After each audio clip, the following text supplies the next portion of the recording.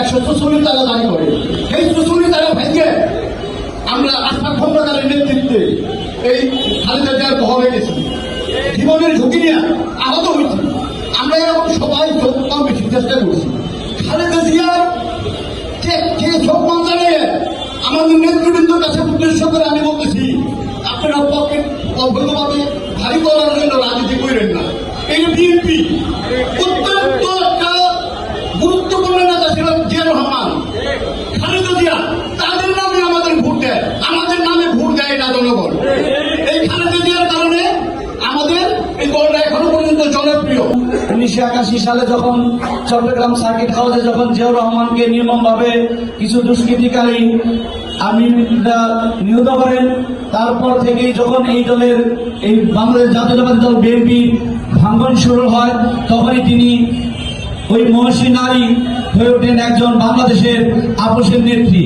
যখনই শব্দ হাতে দলের হাল ধরেন, এই বাংলার আনাচে কানাচে যখন রাস্তাঘাট ছিল না, ট্রলারে করে লঞ্চে করে যখন সারা বাংলাদেশে তার রাজনীতির জাতীয়তাবাদী রাজনীতির বিস্তার শুরু করেন, ওই সময় শেখ হাসিনার সাথেও এই যে হাসিনা পালাই গেছে, সেই হাসিনার সাথে একাধিকবার উনি বসে মিটিং করেছেন। কি ছিল তার ঠিকানা? বাংলাদেশের জনগণ, তার ঠিকানা বাংলাদেশের মানুষ, বাংলাদেশের মানুষ এবং বাংলাদেশের মাটি তার ঠিকানা। এই আপোষের নেত্রী কিছুদিন হয় আমাদের মাঝ থেকে চলে গিয়েছেন।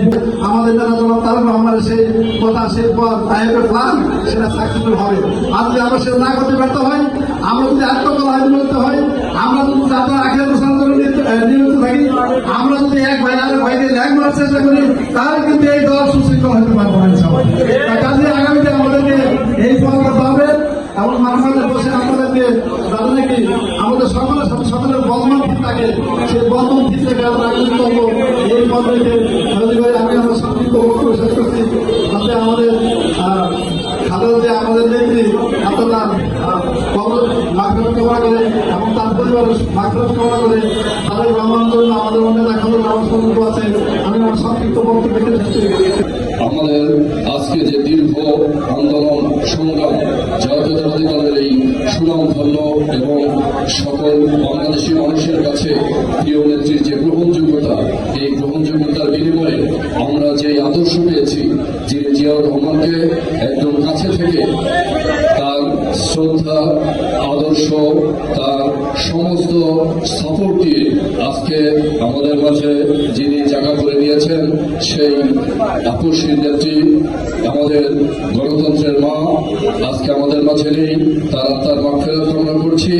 আমরা যেন আমাদের নেতৃত্বে, আমাদের বিশ্বাসে, আমাদের কর্মকাণ্ডে, আমাদের রাজনৈতিক জীবনে আমাদের নেত্রীর আদর্শ, তার দীর্ঘ আন্দোলনের যে ধারাবাহিকতা, তিনি যে আপোষশীল ছিলেন, এটা আমাদের রাজনৈতিক নেতৃবৃন্দের মধ্যে, আমাদের এই প্রোগ্রামের মধ্যে এটা যেন সুন্দরভাবে ফুটে ওঠে, এই বিশ্বাস রেখে আমি আমার বক্তব্য শেষ করছি।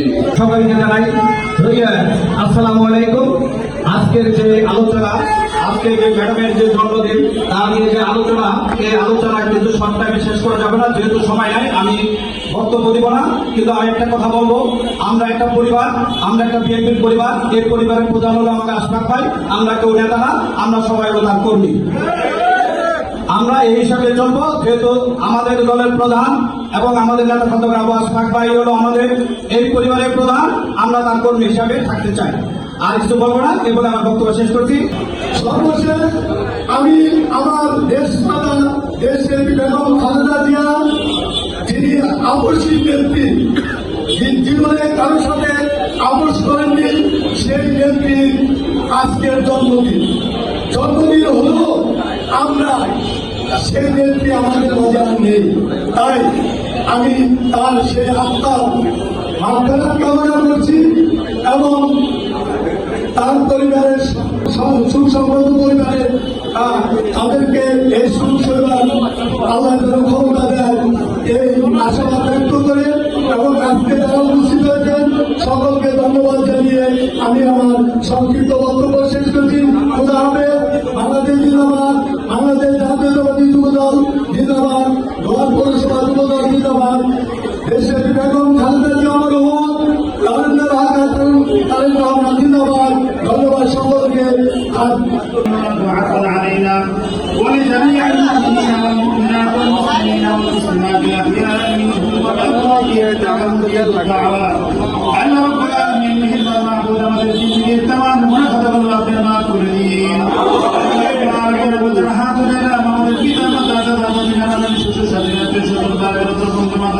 সবাই হানুমানের হাতে দোকানে বকশিশ করে আমাদের সকলের জিন্দিগির তামাম গুনাহ আপনি মাফ করে দিন আমাদের আপনার মাতার গুনাহ আপনি মাফ করে দিন আল্লাহ রাব্বুল আলামিন যে নীতিকে উদ্দেশ্য করে আজকে মিলাদের আয়োজন করা হলো এই নীতিকালের জিন্দিগির তামাম গুনাহ আপনি আলামিন শহীদ প্রেসিডেন্ট জিয়া রহমানের জিন্দিগির তামাম গুনাহ আপনি মাফ করে দিন